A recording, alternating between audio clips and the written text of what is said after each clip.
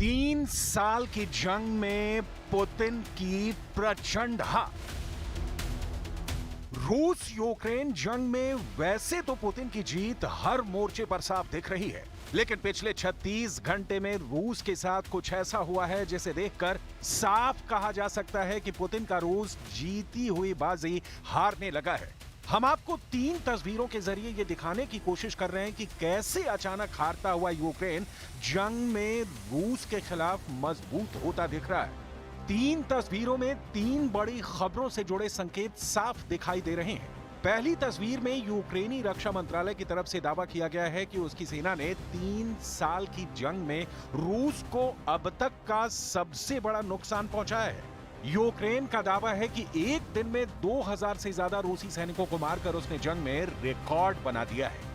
दूसरी तस्वीर रूस के कजान की है, जहां दावा किया गया है कि यूक्रेन के इशारे पर रूस पर अमेरिका के 9/11 जैसे हवाई हमला हुआ है।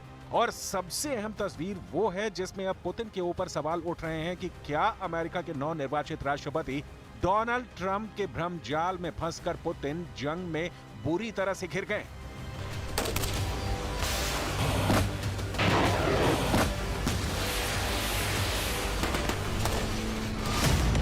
1031 दिन से ज्यादा की जंग में पुतिन के रूस ने यूक्रेन समेत नाटो के 32 देशों को 3 साल से छका रखा है, लेकिन इसकी भारी कीमत रूसी सेना को चुकानी पड़ रही है। अभी तक रूस की तरफ से दावा किया गया है कि उसने रूसी इलाके कुर्स्क के बड़े इलाकों को यूक्रेनी सेना से आजाद करा लिया है।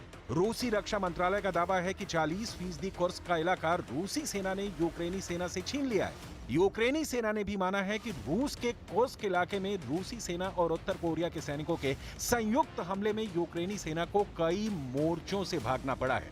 लेकिन इस बीच यूक्रेनी सेना ने ऐसा दावा कर दिया है जिसे जानकर रूस के साथ साथ पूरी दुनिया भौंचक्की रह गई है।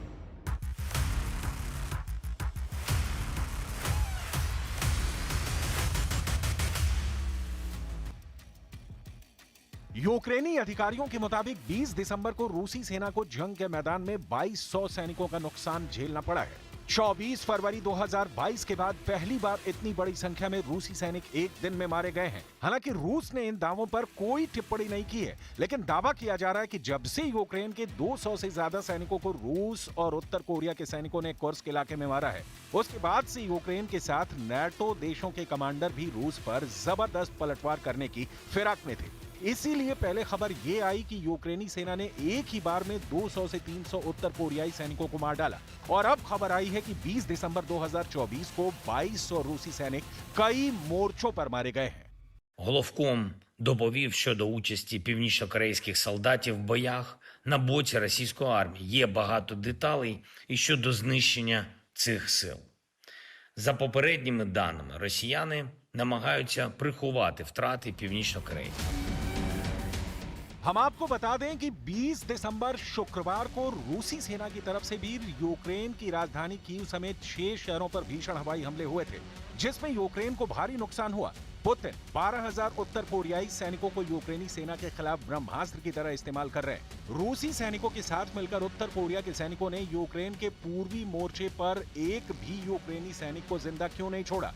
क्यों कोरियाई सैनिकों ने 2 घंटे की भीषण जंग में यूक्रेनी सैनिकों का सफाया कर दिया? उन्हें सरेंडर का मौका तक नहीं दिया। राष्ट्रपति पुतिन के बेहद करीबी दिमित्री मेदवेदेव ने तो यहां तक दावा कर दिया कि रूस यूक्रेन के नए 5 इलाकों पर पूरी तरह से कब्जा करने जा रहा है। पिछले 24 घंटे में रूस के वो हवाई हमले देखिए जिसने यूक्रेन के होश उड़ाकर रख दिए हैं।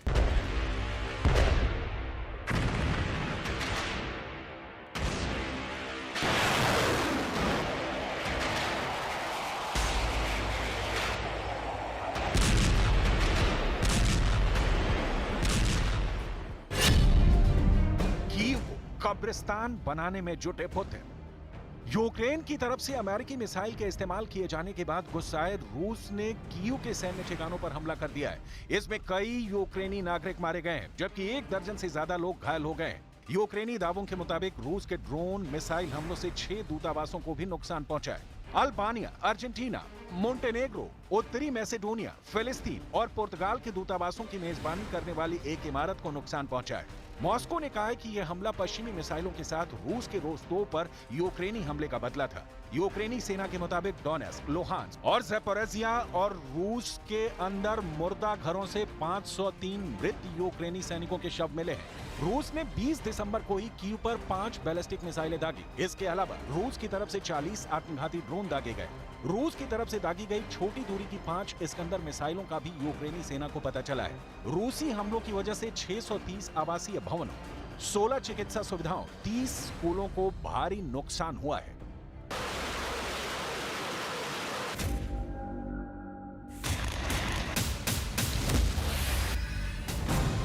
कीव पर रूसी हमले में कम से कम एक व्यक्ति की मौत हो गई और अल्बानिया, अर्जेंटीना, मोंटेनेग्रो, उत्तरी मैसेडोनिया, फिलिस्तीन और पुर्तगाल के दूतावासों की मेजबानी करने वाली एक इमारत को नुकसान पहुंचा।